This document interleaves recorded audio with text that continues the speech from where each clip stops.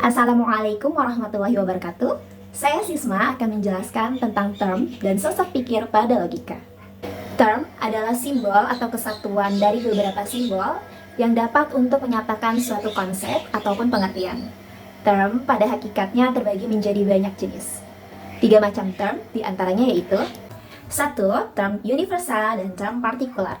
Term universal yaitu menyebutkan semua anggota dari suatu kelompok. Contohnya, semua guru adalah pendidik. Kata guru berlaku untuk semua guru, bukan hanya sebagian. Sedangkan term partikular yaitu menyebutkan sebagian anggota dari suatu kelompok. Contohnya, beberapa siswa suka olahraga.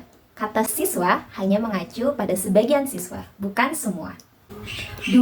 Term positif dan term negatif. Term positif menyatakan sifat atau hal yang ada dalam kurung positif. Contohnya, ayah adalah pekerja keras.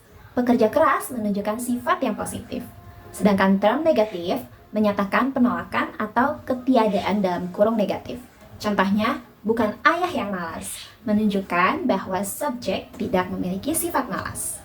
Yang ketiga adalah term konkret dan juga term abstrak. Term konkret menunjukkan benda nyata yang bisa dilihat atau diraba. Contohnya, kursi itu terbuat dari kayu. Kursi adalah benda yang bisa disentuh dan juga nyata. Sedangkan term abstrak menunjukkan gagasan atau konsep yang tidak berwujud. Contohnya, kejujuran sangat penting dalam hidup. Kejujuran adalah nilai atau sikap yang tidak bisa dilihat ataupun disentuh. Selanjutnya ada sesat pikir. Sesat pikir adalah kekeliruan dalam penalaran berupa pembuatan kesimpulan dengan langkah yang tidak sah karena melanggar kaidah logika. Dengan kata lain, sesat pikir atau logical fallacy adalah kesalahan dalam cara berpikir dan berargumentasi. Biasanya terlihat logis, tapi sebenarnya menyesatkan. Contoh sesat pikir, ad hominem.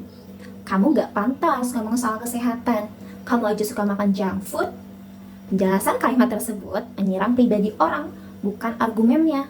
Padahal seharusnya yang dibahas adalah isi argumen tentang kesehatan, bukan kebiasaan pribadi orangnya.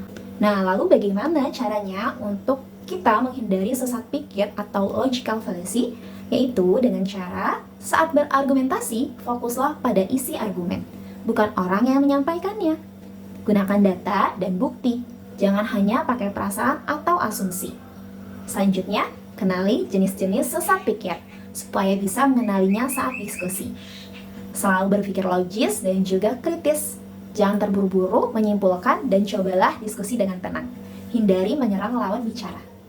Lalu dengarkan argumentasi secara utuh dan tidak asal menafsirkan semata. Sekian yang bisa saya sampaikan. Terima kasih.